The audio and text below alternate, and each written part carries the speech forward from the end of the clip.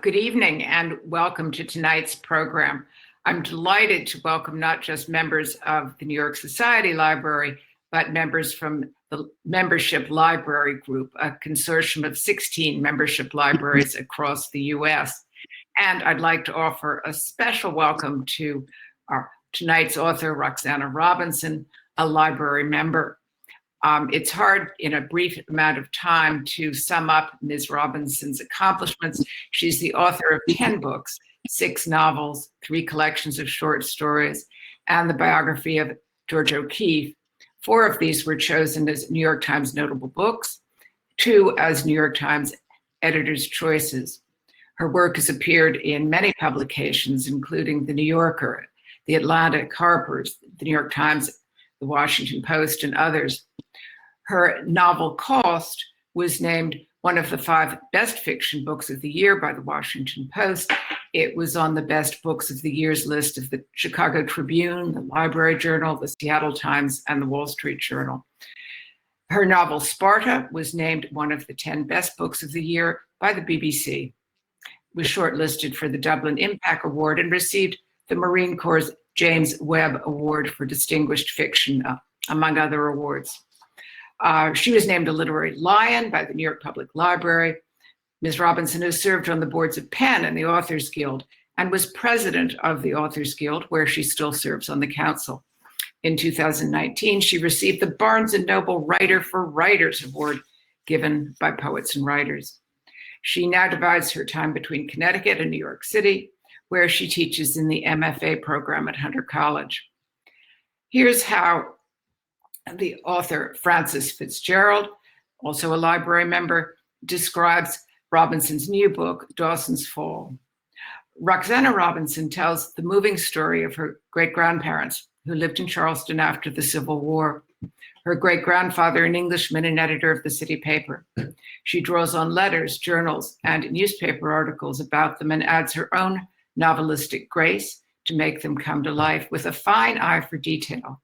She describes the horrors of the post-war period of racism and violence they could not escape.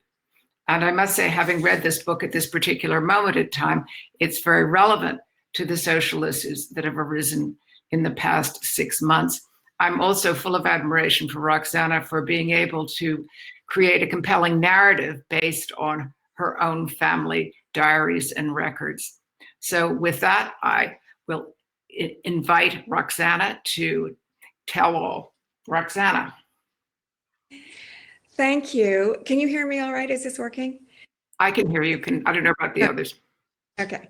Thank you, Carol, and thank you, Sarah, so much. I love the New York Society Library. I have used it for years, and it is a great boon to writers and readers all over New York, but especially in its own neighborhood. So I'm always very, very grateful to be part of its events and its community. So I'll talk about this book and how it came to be written, and then I'll read a little bit from it towards the end. But Sarah asked me some interesting questions, and I thought I would explore those issues before I read to you from the book. The book came about in an odd way. Well, all books start in odd ways, but we all knew in my family, we knew the story of Frank and Sarah Dawson. They were kind of exotics in my family because my mother's family is from New England, and I grew up going to New England and feeling a part of New England culture. And my father's family had this Southern branch.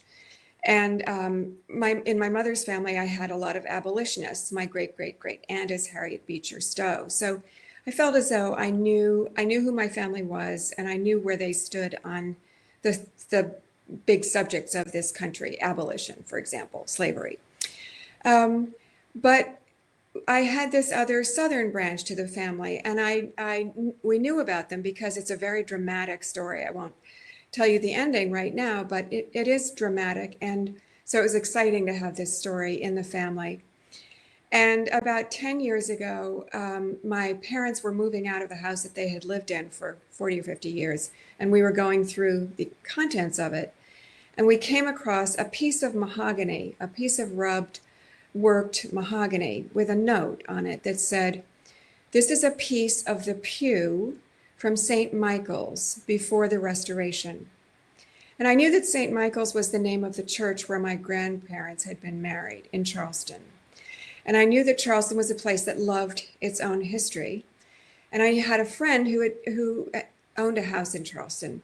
So I got in touch with her and I said, somebody in Charleston wants this piece of wood. There's a historical society that wants a piece of this pew from a famous church. And it's a place that it's a part of my family. My family's connection to Charleston is an old one. So I got a response from the Historical Society, and they said it was not just they who were interested in it, but there were some scholars who were doing work on Dawson. And they asked me to come down to Charleston and participate in an event that they were putting on. They had written a book about Dawson, and they wanted me to be a part of it. So I came down to Charleston just because of my family and my connections there. And I really began to fall under the spell of this story. Charleston being Charleston, everything from that story that took place between 1874 and 1900, say, everything was still in place. My family's house is still there. The office where Dawson worked is still there. The church where they were married is still there. I could walk the streets around their house and see the buildings that they saw every day. I could see the house that my great-grandmother had fallen in love with. And I began to think more and more about telling this story. It's a complicated story for many reasons. And I have written the biography of Georgia O'Keeffe, which was a big feat in terms of doing research and understanding the context of being a woman artist in America and what the history of American modernism is. So I had approached a biographical project before, but this was different, and I loved it. I loved telling a story, and in some ways it's easier than writing a novel because the story and the characters are already there. They're laid out for you, so all I would have to do is write them down. But of course, in this case, I would have to learn the historical context. I would have to learn about the South during the Civil War and after the Civil War. And that is obviously a subject that has taken the whole lives of people who've become part of that scholarly project.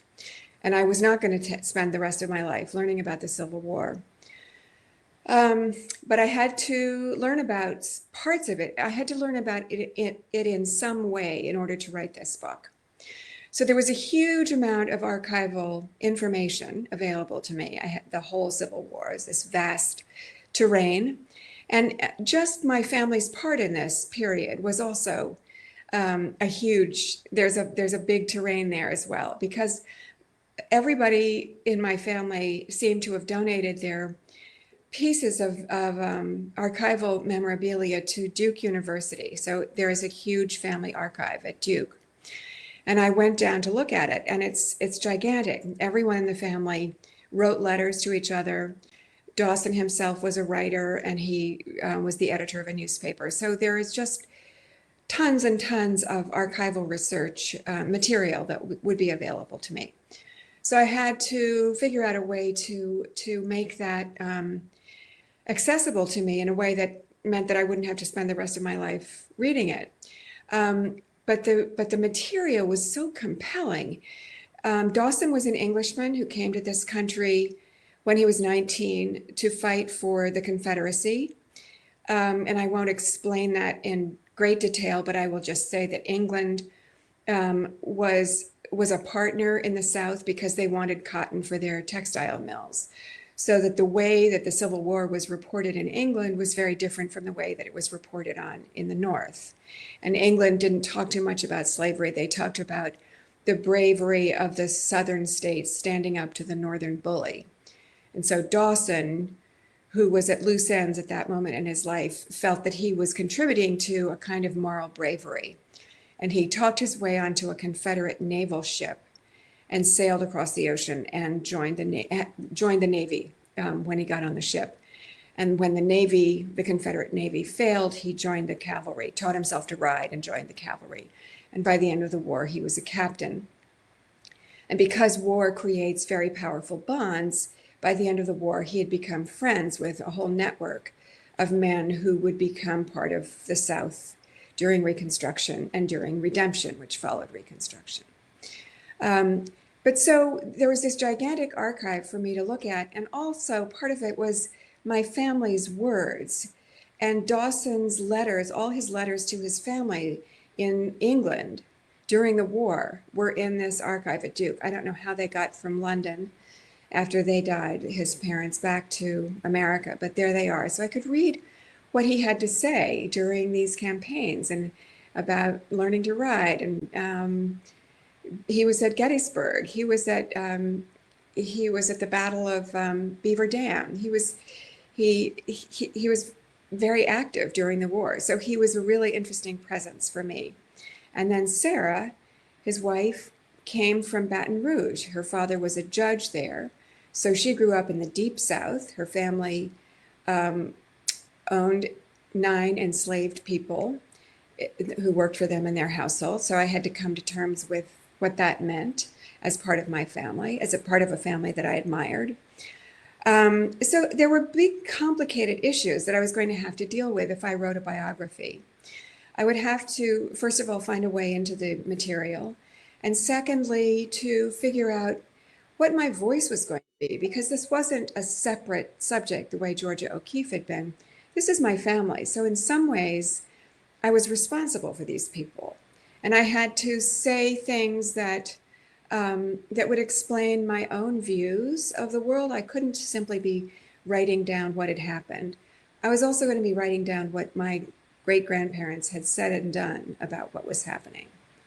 So there were big, complicated issues about this. And I really wrote it I wrote it sort of as a biography for a while, and then I changed and wrote it as a novel. But the biographical part of it, I decided that I would deal with the archival material and the scholarship aspect the way I had dealt with this same subject when I wrote my preceding book, Sparta. And Sparta is about a Marine lieutenant who's coming back from the war in Iraq. And I decided that that is also a huge subject to learn about what it means to be a Marine and what it means to be at war in the Middle East. So I decided in that, doing that research, that I would not read any scholars' works on it. I would only read first-person narratives. I only wanted to know what people had thought who were there. Every kind of person, every side of the issue, journalists, warriors, combatants, everyone I could find who was there and writing on the ground. So I decided to do the same thing when I was reading about the Civil War, that I would only read first-person narratives. I didn't want to have scholars' theories about the subject drifting around in my head, because then I was going to be sort of arguing or answering other people's ideas about it. I wanted only to know what it was like to be there on that day, on your horse, riding towards this engagement. So I read first-person narratives. I found photographs that looked at the places where Dawson fought. And he wrote his own reminiscences. Everyone in my family is a writer, so there was a lot of archival material.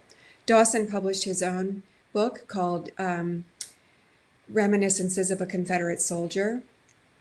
Sarah kept a diary during the Civil War in Baton Rouge, and her diaries were published posthumously after she died, obviously. And those were very telling and very poignant, what it was like to be a woman living in a household of women. All her family, the male members of her family, were gone, and Baton Rouge was shelled by Union gunboats. So she wrote about what it was like for her to be alive during the Civil War. So and then her family wrote letters to each other. 2 of her brothers were killed in the war, and the 3rd survived. But they all wrote back and forth to each other. So I had these very powerful and evocative, immediate contemporary records of the period that I was writing about. And I became more and more knowledgeable about this period, and also about my family, about what they thought about these things and how they felt about what happened afterwards. So I learned more and more, and I went to Duke, and they have a wonderful fellowship there, which they awarded me, which is just for people exactly like me who are using the contents of the Rubenstein Library at Duke, which is rare books and manuscripts. People who are using that material to write fiction. So it was as though it was designed for me. So I went down there and spent weeks reading the material, and the wonderful librarians were brilliant at knowing the material and helping me find what I was looking for. And I came to know the material and know the period better and better. And then I went back to Charleston, and at this point, having read Sarah's letters about the house, having read Dawson's letters about being in his office, and the gradual opposition he began to feel and to create after the war, because after the period called Reconstruction, which was sort of the rise of liberal ideals after the war, which lasted about 10 years, when the Black freedmen were given some control over their lives and the power to vote. After that, at the end of it, there was a movement called Redemption, and that was the rise of Jim Crow. And that was the white property owners moving to suppress the Black vote and to suppress the freedoms that the Black freedmen had been awarded after the war. And I came to understand Dawson's feelings and Sarah's feelings. And Dawson, in some ways, was a man of his times. He had fought for the Confederacy. His friends were all Confederate veterans. On the other hand, he was a devout Catholic. He had come from a country that had banned slavery decades earlier, and he hated the fact that whites were trying to suppress these rights that had been awarded to the Black freedmen, and he hated lynching, and he tried for the rest of his life to ban lynching. And he wrote about race as being one of the great issues of this country. So in some ways, he was part of the Confederate network, the network of the Confederacy, its friends and supporters. In some ways, he was not. And he became more and more opposed to this rising tide called redemption. And I won't tell you what happens, but it's a very dramatic story. So I approached it as a biography because there was so much information, and it was such an interesting story to me. And because I became so fascinated by Frank and Sarah and their voices, because their voices were so clear, and they had written diaries and they had written letters. Frank's love letters to Sarah are so moving. And I wanted to use that material as a biographer. But there were things about biography that I couldn't tolerate. I couldn't use a straight biographical form because biography doesn't allow you to use two elements that are crucial to fiction writing. And one is dialogue. And if you read a biography, often people will put dialogue into it, but it's usually, I mean, no one ever has a recording of an actual spoken conversation that you can put into a biography. People remember, they say, oh, she said such and such, and he answered this and that. It's put into the biography as spoken language, but it really isn't. It's remembered language, and it's just told to prove a point. It doesn't sound like spoken language. But real dialogue, great dialogue in great fiction is essential. It's a great part of what we depend upon in great fiction. So you can't make up dialogue for a biographical subject. You can't do it and be an authentic recorder of that person's life. So I was going to have to give up dialogue if I wanted to write a straight biography. And the other thing I was going to have to give up was interior monologue. That's something else we really depend on. And we have, well, throughout the history of fiction, but particularly in the modernist era, when stream of consciousness, think of Virginia Woolf and To the Lighthouse, and think of Proust, and think of James Joyce, we've become very, very aware and not dependent, but we expect interior monologue. We expect to hear what the character's thoughts are. We depend on that. It's essential. We want to know what the person is thinking when he walks into the room, what the person is thinking when her lover turns his back on her. So we've come to rely on that. And I didn't want to give that up either. So I wanted to say what was in Sarah's mind and what was in Dawson's mind, because I had come to know those characters so closely from their letters and their diaries. And also Frank, because he was a newspaper editor for 25 years, and he wrote the editorials, most of them, and if he didn't write them, he okayed them. So I pretty much knew what Frank Dawson thought every day of his life for 25 years about everything. He wrote about everything. He wrote about race, but he also wrote about the opera and what books he was reading and what was going on in Europe. He had a very European mind. So I felt that and Sarah wrote essays for the newspaper. So I felt that I knew them closely enough so that I could write interior monologue and that I could write their dialogue. So I ended by creating a kind of hybrid form, which I called a biographical novel, and in which I was allowed to use my own voice at times, because I felt that I couldn't simply record the facts of what was happening in that period. I also had to record what I thought of it, my own views of it, because it's a very turbulent part of our history and it's very challenging. It's a history that is painful to reread. So that's what I ended up doing. I used their letters, I used their own writings, because I felt when I tried to paraphrase them, if I was going to write a novel, I couldn't use their words. But I felt it was too bad for me to paraphrase their writing, because some of their writing was so good. I didn't want to give it up. I didn't want to paraphrase their words. So I've included their most wonderful writing. Frank's some of his editorials, some of his love letters, some of Sarah's diaries, some of their most moving words are part of the book. I couldn't give them up, and I couldn't give up their dialogue or their interior monologues either. So it's got everything in the book, and I wrote it as a biography in terms of factual authenticity. Every fact in it is true.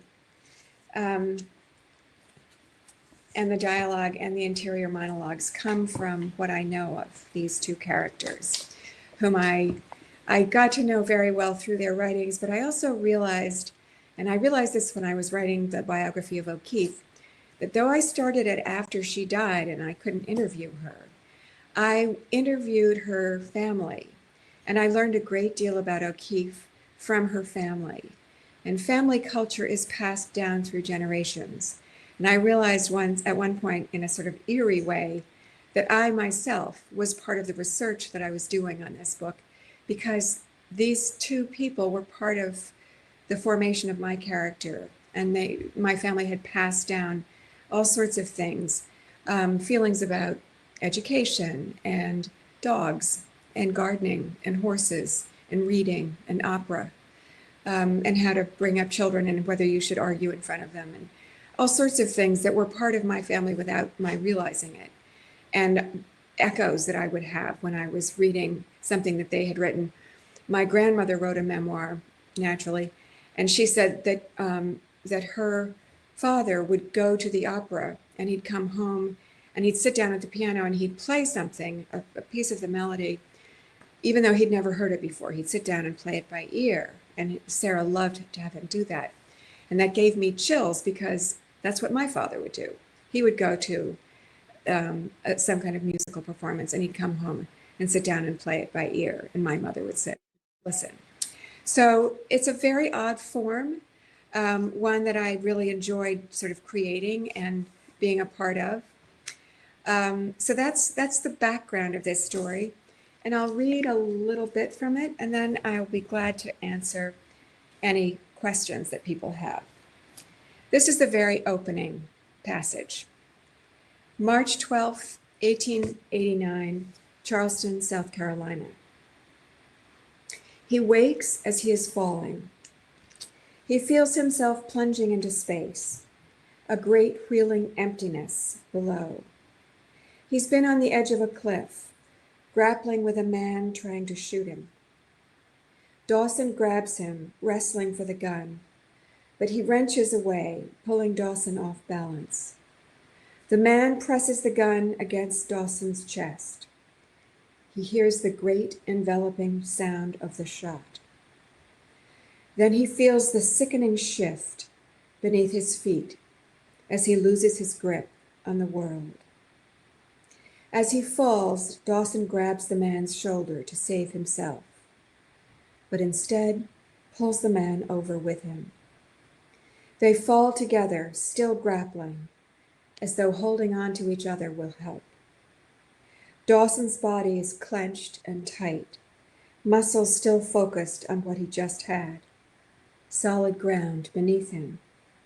But instead, there is this, the long drop into whistling black. Dawson sits up, sweating. He's in the narrow bed in his dressing room. His thrashing has pulled the sheets loose, and his feet are now tangled and trapped.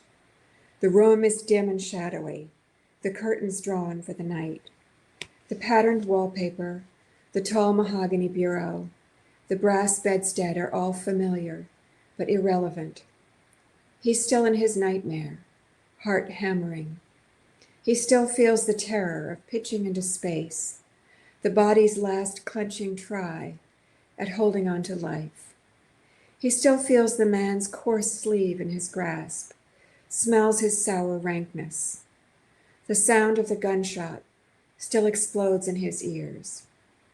He kicks his feet free and gets up. He goes through the connecting door into their bedroom, where his wife lies submerged in the big mahogany bed, nearly hidden by pillows. She lifts her head and sees his face. What is it? The struggle is still running through him. He takes a breath and shakes his head. In his body, it's still happening. He begins walking up and down the room. This is familiar too, the mirrored armoire, the high sleigh bed, the dressing table. Also irrelevant in this swift current of feeling. What's wrong? Sarah sits up, the white nightgown crumpled high around her throat. I had a dream, says Dawson. A man had a gun and was going to shoot me. I was trying to stop him. We were on the edge of a cliff. Again, he feels himself pitching into emptiness. He can smell the man. Then he did shoot me, and I fell. I can feel it still. The dream possesses him, and some other moment flickers into his mind when he stood somewhere high, behind him, emptiness. My poor Frank. Sarah's hair is in its nighttime braid, the loosened strands making a fine furred halo around her face. That's the very beginning of the book. And now I'll read a little bit from Sarah's past. She's 19 years old here. April 30th, 1861, Baton Rouge, Louisiana. Sarah Fowler Morgan, 19 years old, woke as it was starting to turn light. The air was cool and damp, and she heard the quick pattering rhythm of rain on the leaves outside. Around the room in the mirror on the armoire was the reflection of her high bed, shrouded in netting. At the windows, the tall white curtains shifted slowly in the rainy breeze, belling, collapsing. It was too early to get up, and the rain meant the trip would be postponed. She turned over, settled her face into the pillow, blocking out the morning, and slept again. Now I skip a bit later into that same day. Grief can rise up and overwhelm a family the way a rogue wave overwhelms a ship. Looming enormous, curved, green, and shining, it towers overhead, too large to consider or understand. It is suddenly upon you, exploding, erupting, engulfing you within its glassy depths. Sarah woke again later, rain still pattering on the leaves. She got out of bed. The floorboards were cool against her bare feet, and a shiver rippled up her back. She poured water into the basin and sluiced it onto her face and neck. She unraveled her night braid, her fingers flicking quickly in and out, then brushed the thick rope of hair. Something from that early morning sadness stayed with her. Sarah lives with her parents.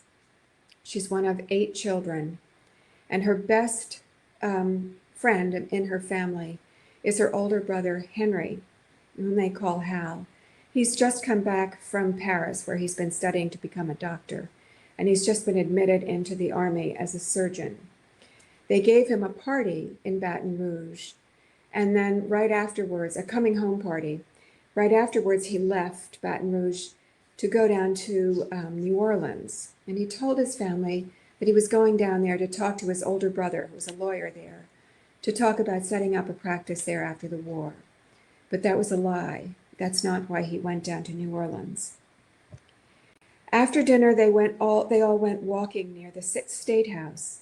Sarah and her sister Miriam, their best friends, the Bruno girls, and some others. Sarah was with a cousin, Henry Walsh. The rain had stopped, but the trees were still wet, and spattering drops cascaded suddenly from the branches.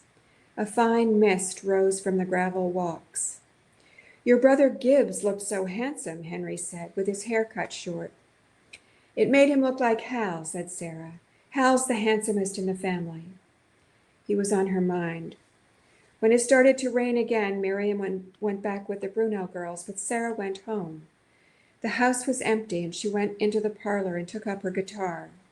She wanted to play the song Hal had brought back, a melancholy march about a young man setting off to war. Partons pour la Syrie. Hal said in Paris, everyone was singing it. It was sentimental, but the melody lifted it into poignancy. As she sang, Sarah's parents appeared in the doorway with her sister-in-law, Lydia. Her mother said she was going upstairs. Lydia was going home. Her father stood behind them, his face troubled. When they were gone, Sarah began singing again. She heard Hal's voice in her mind singing the song. When she reached the end of the verse, she heard her mother begin to scream. She thought of her father's troubled face. He must be ill. She threw down the guitar and ran after them. Halfway up the stairs, she heard her mother's voice again. This time it was a low keening, a sound so dark and frightening. Sarah turned and fled downstairs and out the front door. In the street, she heard herself calling her brother Gibbs, though he was gone. Lydia, his wife, came running after her, catching her by the arm. "Sarah, I'll tell you," she said, but Sarah pulled away.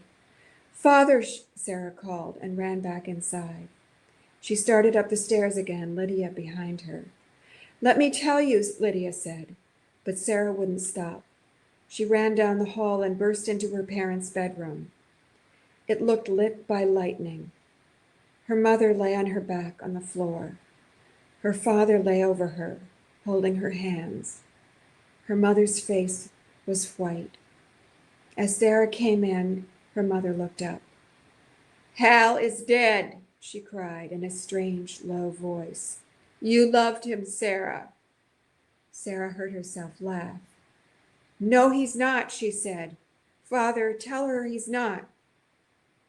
For a moment, her father didn't look up. When he raised his face, it was glistening. "It's true, my darling. Our Harry's dead." It was the sheen on her cheek that made her know it. Everything inside her stopped. Her heart, her blood, her brain, before that vast green wave, rising up and breaking over her, so high that she couldn't turn from it. There was nowhere to turn. A family's decline can be slow and imperceptible, or sudden and precipitous. It was Hal's death which taught the Morgans that what they had always taken for granted was not theirs. They did not possess it. Fortune, healthy children, a stable life. Whatever you have, you think is yours. You believe you're entitled to it. But you will come to learn that you are entitled to nothing. Thank you. So that's the reading, and I'll be glad to answer. Thank you so much. Questions that people please have. imagine us all applauding, which we are doing remotely. So I'm Sarah Holliday from the library again, and I am just jumping in here to be the voice of the audience for some Q&A, if that continues good for everybody. I see one good question in the chat. Other folks in the chat, do please feel free to add more questions and comments. I'm just going to start with one real quick thing, because you were talking about use of first-person narratives in memoirs, which is fascinating that you decided to do it that way. Of course, this year is the bicentennial of the birth of George Templeton Strong, who is our great 19th century New York City memoirist, not related to Charleston, but I didn't know if you had read any of his stuff, or just kind of mentioning that as how many people were huge memoirists in the 19th century, and how was that useful to you? It was very useful. And yeah, the memoir was, I mean, people wrote all the time. They wrote letters to each other. We use the phone or we use text messages, but people wrote real letters. And I don't know. I mean, I went to boarding school, and getting a letter was huge. It was really a voice from the outside. You expected people to tell you things about the way they lived. I mean, what it was like wherever they were. So there was that expectation, and people did write wonderful memoirs, which gave us real windows into lives. I didn't read your man, but so I was focused on that particular place and time. But I was very, very grateful that people were so you have thoughtful presented this novel in so Charleston. articulate You and were so telling ready us. to So share their can you talk experiences. a little bit about when you gave that presentation, what specific aspects of the novel were appreciated because of the Charleston connection, and what did you learn that was new from doing this in Charleston? It was a great, enormous pleasure to present the book in Charleston, where from whence it sprang. And as I say, it was amazing for me to walk around in that place and to see the streets and the houses and the buildings and that he saw and lived in. And I went to the house so many times. It's obviously not owned in the family. It's owned by somebody who has made it into condominiums or apartments. And I have been there many times, and I hang around by the front door until somebody comes in or out, and I explain who I am and ask if I can see where they live. And they have shown me. I've seen many rooms in that house, and so it's a very strange feeling to realize that I'm standing in the room that my great uncle wrote about in his memoir, his diary, or that I'm standing on the outside, the deck outside, where something very exciting happened at the end of Frank's life. So walking into those rooms was really kind of exhilarating for me. And the last time I went to Charleston, I knew that where Frank got Sarah a place to live. This was before they were married, and she moved into Charleston with her mother, and he found them a place to live. And they lived in a building called the Gadsden House, which is still there. It's a big, handsome building. And when she was living there, I guess it was apartments. It was sort of a boarding place, an apartment building. And I went there. I knew that it was a sort of a public space. And I went there one day with some friends, and it was raining, and I hadn't arranged beforehand. I didn't know if it was open. I didn't know if it was open to the public. And it was raining, and we ran in from the car, and I ran to the front door with the rain pelting down. And the door looked as though it hadn't been used in years. And I put my hand on the doorknob, and I thought, this is not open. This is stupid. I didn't call ahead. I didn't find out if they're available at all. And I tried the doorknob, and the door opened, and I walked inside. And it's a big, beautiful building, polished floors, and it was full of light. And there were some people moving around very quietly in it. And each room was filled with flowers. And I walked from room to room, and I walked upstairs into this big parlor with a marble fireplace. And the fireplace, the mantelpiece was full of flowers. And I said to somebody, excuse me, I hope I'm not interfering, I'm not intruding, but my great-grandparents were married in this house here. Is it all right if I walk around? And he said, there's a wedding here this afternoon. So if you'd like me to take your photograph here in front of the mantelpiece, I'll take your picture. So it was really eerie. I felt as though I was a ghost in my great-grandparents' lives. So everywhere I went in Charleston, I felt as if I was encountering something. That's a fantastic story. So How wonderful that the wedding was happening that same day. That's terrific. One of our attendees asked, what compelled Frank to join the Confederate Army from England? You talked a little bit about the way that the war and the Confederacy were covered in the English press, but what was the personal motivation for him? So it's very interesting. It's very Dickensian. His father had lost all the family money by taking a chance in the stock market. So the family had suddenly become relatively poor, and Frank was supposed to go to university because of a rich aunt who had stepped in to help the family. And she said, I'll take care of Frank's, he wasn't called Frank actually, I'll take care of his tuitions, and I'll send him to university, and I'll send him on a grand tour to Europe, which every gentleman should have. And he was on a grand tour to Europe when he got word that this aunt had had a stroke. And by the time he got back to England to reach her, another cousin had come in and gotten her to sign a will, leaving all her money to the cousins. So all of a sudden he'd gone on the grand tour to Europe, but he was not going to go to university. So he became a journalist, and he became very involved in the news, and so very involved with the English version of what was happening in the Civil War. And as I say, he said later that he felt it was like the English barons standing up to King John and demanding the Magna Carta, that he thought it was a sort of a revolutionary act for them, and it was brave and moral. And he didn't really trouble to consider the fact of slavery. So he was at loose ends. He didn't have a job. He was sort of being a freelance journalist. And his best friend joined the Foreign Legion. He was French, and he joined the Foreign Legion.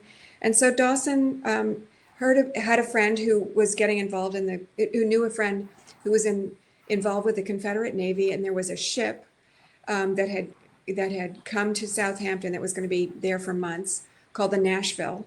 And Dawson, it was an adventure. And he said to his father, I think I'm going to go and fight. His best friend Albert had just gone to the Foreign Legion. He said, I think I'm going to go and fight in this American war. And his father said, that's ridiculous. What are you talking about? You can't do that. It's not your war. And how would you do it? How would you even get there? And he said, there's a Confederate ship in Southampton, and I have a letter to the captain.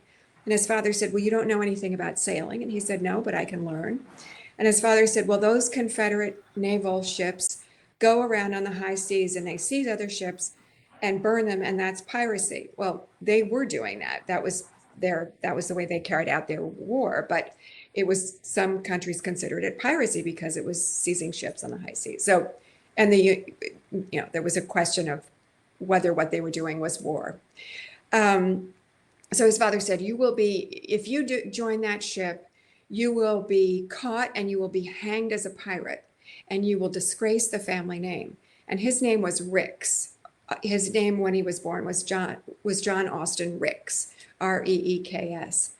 And so he said, well, I'm going to join their Navy, and I won't disgrace the family name. I'll change my name, and I'll fight under a different name. So you won't have to worry. I will never disgrace the family name. And so he did it. He talked his way onto this ship. The captain said, absolutely not. We don't take civilians. We don't take anybody who is not a sailor, and you can't come. And he came anyway. And so for him, it was really an adventure. He was not coming to America to fight for slavery. That was never in his letters or journals. It wasn't in his reminiscences. it was another way of looking at it. And it was very much a part of the Southern point of view as I came to learn. A lot of people simply turned their faces away from that. And it was one thing to do it if you were coming from another country and you weren't faced with the reality of enslavement. So Dawson arrived really not knowing anything about it, but it was also part of the Southerners who had grown up with it and chose to view it in a completely different way that we wouldn't countenance today. Can you say more about the importance of honor and defense of honor in the South at this time and its relationship to the border wars among the Scots? Yeah, so this was something I hadn't known about, but the South, so I learned a lot about the idea of dueling, which was a Southern tradition. And it came partly from the Cavalier tradition, which was an aristocratic tradition in England. But it also came from the idea of honor and kinship that was a part of the Scotch-Irish immigrant movement. And those were the people who came and settled in the Appalachians. And they came from the border countries. And they had been and the border countries were really interesting. The border counties between Scotland and England. And those places were, that was a very long way from the English king. And the English king didn't really care about what was going on the border. And the Scottish monarch also didn't want to take people down there. So it was a lawless area. And for hundreds of years, people on those borders settled their own battles, and they did so not using the armed forces of their countries. They did it through using their own kinship networks. And so clans arose as a kind of civilian militia. You counted on your kinsmen to avenge your honor and to carry out your whatever needed to be carried out. And they conducted raids on each other's cattle and so forth. So the idea of honor became increasingly important in a society like that, which was very violent and had and paid little attention to official codes of law. So personal honor became incredibly important. And the Appalachian people carried that into the New World, carried that into the South. So dueling became a big part of Southern culture. And I learned from reading his newspapers the incredible presence of violent responses that took place in the South. And Dawson didn't like it. He didn't like dueling, although he almost fought 2 duels. He challenged 2 people to duels and was talked out of it each time. Thank goodness. And then he became a violent opponent of dueling. And the way Sarah's brother died was in a duel. He went to New Orleans because it was illegal to fight a duel in Baton Rouge. So honor became very powerful in the South, and people felt their honor was essential for the defense of their personal integrity. And people shot each other over nothing. And Dawson put incidents in his newspaper over and over. And I realized as I was doing research, I didn't, as I was reading his newspaper, I didn't think this was part of my story, but I kept coming across one grisly account after another of people ambushing each other or shooting each other in the chest over cards, or over somebody claiming that the other person had told a lie or that he'd impugned his honor. Bang, that person is dead. It happened over and over and over, and it became a part, partly because of this Cavalier aristocratic tradition that was part of the Virginia settlement of the South, but also part of this Scotch-Irish tradition of brutal responses to each other over any kind of argument or in the chat here, thank disagreement. you for participating, folks. An attendee says, thank you for the wonderful talk and reading. I agree with that one. The book is compelling and poignant. Following on the question about the reaction to your talk and the Civil War, post-Civil War era, and you indicated at the beginning have listeners or readers discuss with you the contemporary relevance of the story. And if you don't mind, I'm going to editorialize just a moment and add particularly thinking about reactions to journalists and journalism today, that contemporary relevance, but also however that resonates with you. Yeah, as I wrote the book, it took me 5 years. And when I started, these issues they're always a part of our history and a part of our contemporary history, but they weren't as vivid and electrifying as they have become in the last year in this country, unfortunately. But with each year, as I was learning and learning about this information and writing the book, it became more and more topical and more contemporary. And I've had more and more response to the issue of race, which is part of this story. And I had to examine both Frank and Sarah. Neither one of them is as progressive as I would love for them to be. They both had accommodated themselves to the idea of white supremacy. And so that's something I had to come to terms with. And we have to come to terms with that as a country. Our country has allowed racism to be a part of its history. So for me, it was useful in facing something I hadn't really faced before. As I said, it was very convenient for me to align myself with the Beechers, but writing this book, I had to recognize that I was part of something else, something darker. And every audience has raised the question of race, and I think it's salutary, and I think it's something we have to discuss. Would become Frank, joined the Confederate Navy to support a cause of liberty from a tyrant, among other reasons. Once he did that, did he encounter beliefs about slavery different from the ones he came in with? In other words, did he meet people who said they were fighting to keep slavery, or did that just not seem to be an element? So as far as obviously I can't be sure, but as far as I could tell from his letters and his own reminiscences, what happened was, imagine this for yourself. You are 19 years old or 20, and you get onto a ship and you are in a kind of educational bubble and you are among people your own age. It would be like going away to college. All of a sudden you're in a whole group of people, but all of the people that he met had the same viewpoint. Everyone there was from his same background. They were educated, they were property owners, they were his age, and he, of course, wanted them to like him, and he wanted to like them. So he would affiliate himself with this group of people. They all came from slave owners or the class of people who would be slave owners. And they explained it to themselves as white supremacists did, that the two races were different and the white race was superior, and the black race couldn't support itself.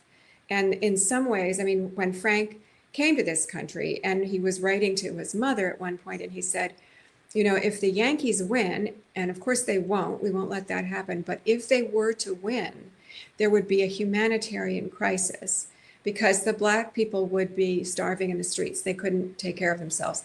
They completely depend on white people for their survival. So he was taught, I won't say brainwashed because nobody thought of it as brainwashing, but everything he learned about slavery and land ownership and the agrarian culture of the South, he learned from people who came from that background. They had no reason to give him any opposing information. They didn't feel any oppositional beliefs. They all believed that slavery was humane. They thought it was the right way to deal with the issues that they dealt with, which was labor, free labor. They all thought it was a good idea. So that was his education. And I realized that it would be very difficult in those circumstances as a 20-year-old plunged into a group of people that you liked and admired. It would be very difficult to challenge those ideas when you were given a good, what seemed to be a sensible way of accepting them. So I give him credit later on for challenging the responses of the terrible dark period of redemption, challenging lynching, going against the grain of his Confederate friends, But at the time, he accepted the beliefs that he was given on that ship.